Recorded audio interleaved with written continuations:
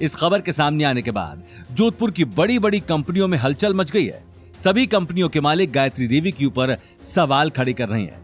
Marriott के chairman से बातचीत के दौरान चेयरमैन ने यह चिंता जाहिर की कि अग्रवाल ग्रुप शायद पहले से सारे फ्रॉड करता रहा है, लेकिन इस बार उन्हें रंगे हाथों पकड़ लिया गया है। अब आगे क्या एक्शन होगा मिस्टर अभिनव का जानने के लिए बने रहिए हमारे साथ। ये न्यूज सुनते ही गायत्री देवी के पैरों तले जमीन खिसक गई। वो अभी तक अपनी आंखों पर यकीन नहीं कर पा रही थी। उनका पूरा शरीर कांपने लगा। बरसों से बनाई हुई इज्जत की 1 मिनट में धज्जियां उड़ चुकी थी। देखते ही देखते गायत्री देवी के हाथ से मोबाइल छूट गया और वो खामोश होकर सोफे पर बैठ गई। नहीं, ये नहीं हो सकता, नहीं। गायत्री देवी की हालत देखते ही नील और शनाया उन्हें संभालने के लिए आगे आ गए। दादी साहब, आप फिक्र मत कीजिए, हमें चोरी का इल्जाम वापस अवनी पर ही लगा देंगे और बोल देंगे कि डिजाइन उसी ने चुराया था और फिर हमारा नाम ले रही है। ये बात सुनते ही गायत्री देवी ने गुस्से में नील के गाल पर चांटा जड़ दिया। तुम्हारे अंदर दिमाग है कि नहीं? यहाँ लोग मेरी रेपुटेशन पर सवाल उठा रहे और इस वक्त भी तुम बेवकूफी वाली बातें कर रहे हो। क्या कहोगे जाकर? तुम्हारा उस डिजाइन पर नाम लिखा है, भूल गए क्या? वो अब अवनी का नहीं, तुम्हारा डिजाइन है। सबसे पहले तो मुझे इस अवनी से मिलना है। इस लड़की ने कल से मेरी बात का जवाब नहीं दिया है। शनाया तुरंत बोली, लेकिन दादी, आपको नहीं लगता कि आपके बार बार वहां जाने से उन लोगों के भाव बढ़ जाएंगे? कभी कभी काम निकालने के लिए गधे को भी बाप बनाना पड़ता है, इसलिए वक्त आ गया है गधे को बाप बनाने का। ये कहते हुए गायत्री देवी शनाया और नील को लेकर अवनी के घर की तरफ निकल गई।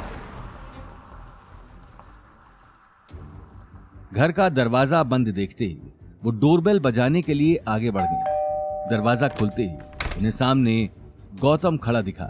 आप लोग यहाँ क्या कर रहे हैं? सामने से हटो, मुझे अवनी से बात करनी है। अवनी इस वक्त किसी से मिलना नहीं चाहती है, बाद में आना। ये बात कहते हुए गौतम ने गायत्री देवी के मुंह पर दरवाजा बंद कर दिया। दरवाजा बंद होते ही गायत्री देवी गुस्से में अपने आसपास देखने लगी। शनाया गुस्से में बोली, दादी साहब, मैंने कहा था इस आदमी के बहुत पर निकल आए हैं। गायत्री देवी ने बिना कोई जवाब दिए जोर जोर से दरवाजा पीटना शुरू कर दिया। दरवाजे की जोरों की आवाज सुनते ही गीता दौड़ते हुए दरवाजा खोलने चली आई। गायत्री देवी को सामने देखते ही उसने तुरंत झूठी खातिरदारी शुरू कर दी। अरे मासा, आइए आइए। गायत्री देवी उसी वक्त गुस्से में नील और शनाया को लेकर अंदर आ गई। अपनी दादी सा के आने की खबर सुनते ही अवनी भी बिना वक्त गंवाए अपने कमरे से बाहर चली आई। अवनी के आते ही गायत्री देवी उसे ऊपर से नीचे तक देखने लगी। अवनी बेटा, मुझे माफ कर दो। कल पता नहीं मैं गुस्से में क्या क्या बोल गई, लेकिन अब तुझे मैरियट जाने की जरूरत नहीं, तू हमारी कंपनी में ही। इससे पहले कि अवनी आगे कुछ आकर कह पाती, गौतम ने गायत्री देवी की बात काटकर जवाब दिया। दादी साहब, आप कहना क्या चाहती हैं? साफ साफ कहिए ना। ऐसे गोल गोल बातें घुमाने से क्या मतलब? कल तक अवनी को कुछ हो जाए, उससे भी आपको मतलब नहीं था, और आज आप चिंता जाहिर कर रही हैं, इतना प्यार से बात कर रही हैं। नील गुस्से में बोला, तुझे दादी सास से बात करने की तमीज नहीं है क्या? जो मुंह में आ रहा है बोले जा रहा है। ये बात सुनते ही गौतम नील के पास चला गया और उसकी आंखों में आंखें डालकर देखने लगा। मुझे कभी बोलने की जरूरत नहीं पड़ती, लेकिन इन सारी मुसीबतों की जड़ तुम ही हो, और उसके बावजूद तुम्हारी आंखों में थोड़ी भी शर्म नहीं है। ये अग्रवाल ग्रुप नहीं है, ये हमारा घर है, इसलिए आगे कुछ भी बोलो तो पहले अच्छे से सोच लेना, कहीं तुम्हें अपनी बात पर पछताना ना पड़े। ये बात सुनते ही नील ने अपना हाथ कसा। वो गौतम को मारने के लिए तैयार था, लेकिन उसी वक्त गायत्री देवी ने उसे आंख के इशारे से रोक दिया। मुझे तुम्हारी इस बकवास का जवाब नहीं देना।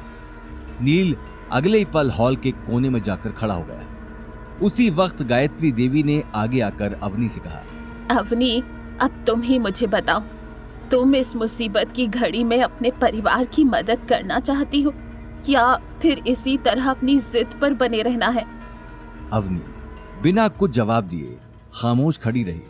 गीता की भी इस वक्त आगे आकर बात करने की हिम्मत नहीं हो रही थी। तभी गौतम ने कहा, ठीक है, आप जो चाहती हैं वो हो जाएगा, लेकिन हमारी 3 शर्तें हैं। पहली, जो डिज़ाइन आप लोगों ने मिलकर चुराया है वो आप वापस अवनी को देंगे। दूसरा, नील ऑफिस में सब लोगों को सच बताएगा और सबके सामने अवनी से माफ़ी भी मांगेगा। और तीसरी, डिज़ाइन डायरेक्टर की पोस्ट भी अवनी को ही मिलनी चाहिए। आगे की कहानी जानने के लिए देखिए अगला एपिसोड सिर्फ पॉकेट एफएम के यूट्यूब चैनल पर और रॉयल वारिस के सारे एपिसोड्स को सुनने के लिए डिस्क्रिप्शन में दी लिंक से डाउनलोड करें पॉकेट एफएम ऐप।